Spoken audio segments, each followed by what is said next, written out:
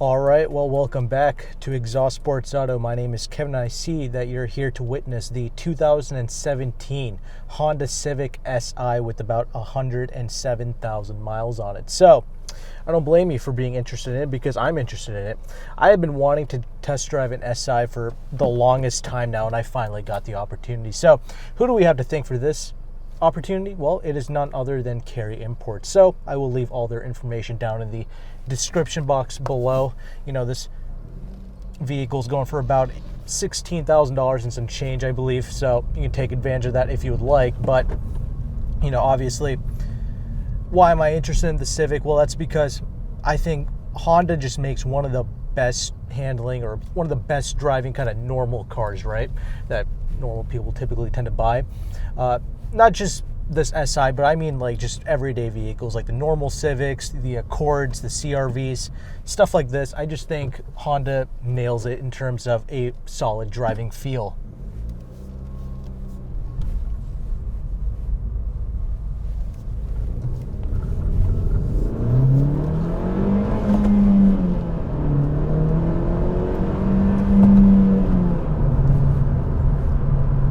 Certainly gets up and goes. That's not a problem. But anyway, we'll get to that in a little bit. But yeah, these are just great driving cars. And I've driven a 2019 Sport trim with the CVT transmission, and I absolutely love that car. But obviously with 100,000 miles on it, I mean, are there some reliability concerns? I believe there are, because I definitely recommend you getting a warranty with this vehicle, because I believe there's a recall with the accelerator, and there's also like a electronic parking brake malfunction that could happen. Some various other electronics can go wrong with this vehicle potentially. And when I personally owned my 2010 TSX, I had some issues with it in regards to the oil. It was just consuming too much oil. So again, something to take into consideration, because, well, this is a, you know, turbocharged motor now, so it's something to keep in mind. And I'll address the motor here in a little bit. So let's get on to more of these driving dynamics now. Well, dynamically, it's got all the right things going for it. Yeah, it's a front wheel drive platform, but it's got a helical limited slip differential up front. And this is what really distinguishes Honda from a lot of the other front wheel drive cars, and why it just feels so right to drive. Because, you know, front wheel drive, you know, you want to make sure that the high horsepower is being sent properly to the front wheels, and that limited slip differential helps with that. Everybody loved the 2.4 liter naturally aspirated motor. That's exactly what I had in my 2010 TSX, and that motor was a gem for sure. And that thing really sings when you put an intake on it. So this particular motor produces about 205 horsepower and about 192 pounds-feet of torque.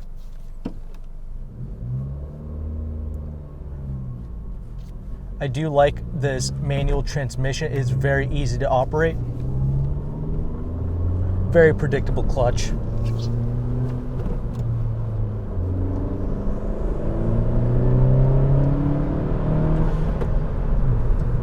It's got great torque for sure. It does feel significantly faster, and this manual transmission is an absolute gem to take advantage of. Hitting those downshifts, blipping the throttle, very easy in this car. You hear the turbo whistling sound just a little bit, so I can see why people like to modify these vehicles. You know, I personally, I don't like to tell people to modify cars because I want you to keep your warranty intact. But yeah, you know, I get why people like to, you know, play with this car a little bit.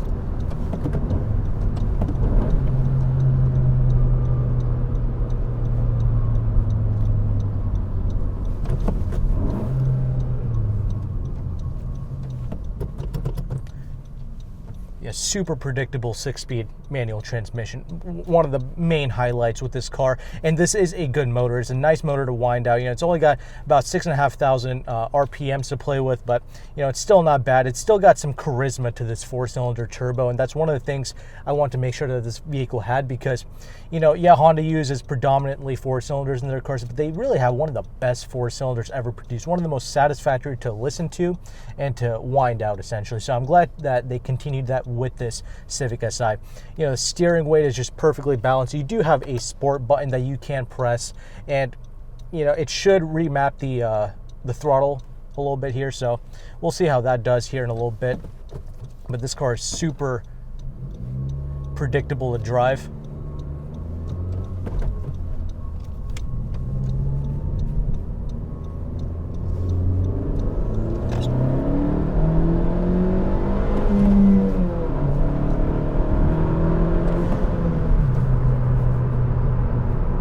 Nobody should have an issue with the speed in this vehicle, and that's another thing. This is one of those few kind of daily drivable, everyday sports vehicles, right? It's just so satisfactory to wind this thing out. It rides beautifully. It's got 18-inch wheels on it, 235 wide tires, all four corners. Again, I will be testing out the ride quality of this and the handling dynamics of this a little bit further on in this review, but as of right now, for everyday street driving, it just does a great job, man. Cruise as well.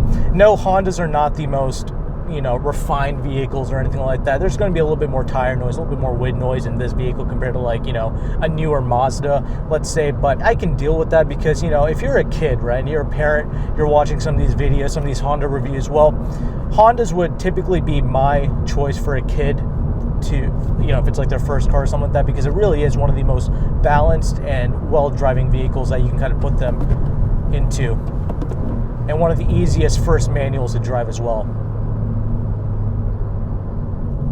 Yeah, as soon as you just tip into the throttle a little bit, you hear the kind of wastegate / the turbo kind of spooling up. It's a very cool sensation and sound.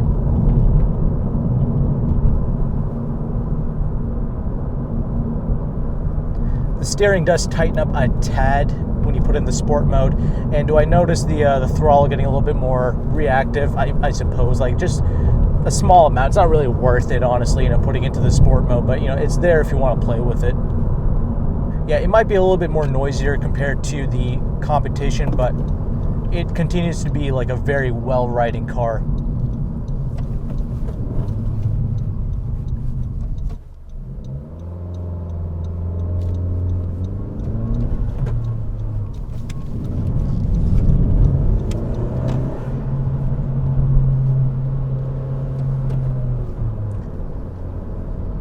It really does dance about nicely. This is easily my most favorite handling front-wheel drive car. The Civic Type R, I can see why it gets so much praise for sure. Went over some railroad tracks, not an issue. Ate that up, no problem. Seating position in this car is also excellent. Again, that also adds to the driver confidence and the feel that you have with this vehicle.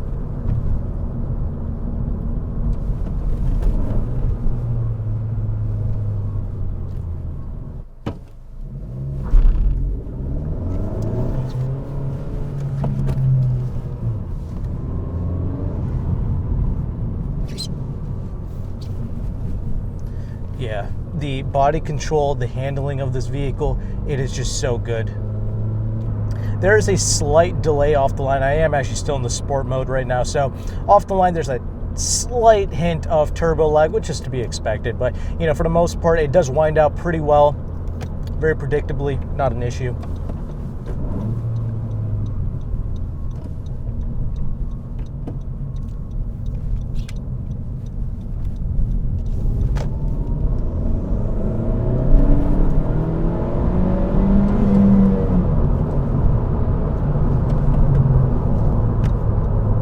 High-speed stability is absolutely excellent as well. Again, these are traits that are expected in a Honda product, and I'm glad to see that continued here. And this is why I continually recommend Hondas to younger people, and why I personally went for a TSX as one of my first cars as well. Even though it's not the fastest car in the world, it gives you a great sensation of speed. It makes it so satisfactory because of that. It just makes so much sense as a daily driver. If you can only have one vehicle that kind of does it all, this is one of those few vehicles, right? Drives great, nice manual, and most of all, it's fuel efficient, right? I think it's 28 city, 38 on the highway, something like that. Those are some great MPG numbers. Now, I would recommend you putting premium fuel into this vehicle because, well, it is a turbocharged car. You got about 100,000 miles on this vehicle. It would kind of help, right, with the overall performance of this engine and car. So something I would recommend you doing if you are looking into purchasing an SI with higher mileage. But as a driving utensil, you're going to absolutely enjoy it. You shouldn't have any problems with it. I think it's reliable as a whole. Just a few little things, get that warranty to hedge yourself against some of these potential problems that could arise. But for the most part, I think you'll be okay. So with that, let's go ahead and let's transition over into this interior now, shall we? Okay, so now that we are stopped, let's go ahead and let's talk about this interior. The interior, it's not really much to look at, but it is simplistically designed, and most importantly, it's solid. It is a very well put together interior space for sure. I mean, nothing is creaking and rattling in here, which is one of the most important things for me, because this is, after all, just an economy car, if you will. It's just a Civic, right? But still, the build quality continues. Everything is nicely just put together, just feels solid. I really appreciate that. You even have some nice comfort features here, like the one-touch automatic windows just for the front two windows here. There's obviously no double pane glass being used, but it's not really expected in a vehicle like this. But the rear windows are not one touch. Anyway, you do have automatic headlights, which is a great thing to see. That's a huge blessing right there. You have push button start, also a great feature to have here. What I don't like, though, is they put this electronic parking brake. Now, like I mentioned, there are some reported failures even with the electronic parking brake. Shouldn't be a huge issue. Should be a pretty simple fix for the most part, but see, that's just dumb. For a manual car, it should have had a physical handbrake. That's just one of my main complaints here. It's just kind of annoying, but whatever. At least you have a pretty excellent manual transmission here that's super easy to drive and very satisfactory to go through all the gear. So I do like that for the most part. You even have heated seats in here, which is excellent.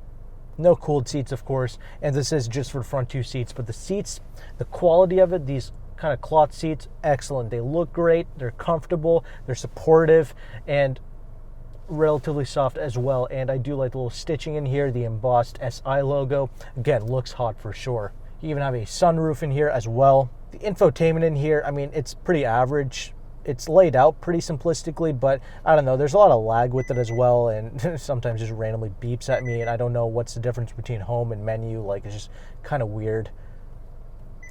But it does have Apple CarPlay and Android Auto, most importantly, so you can take advantage of that. It has both. This is a 2017 model year. Good storage space up front for a cell phone. You have two relatively large cup holders and some space in the center armrest.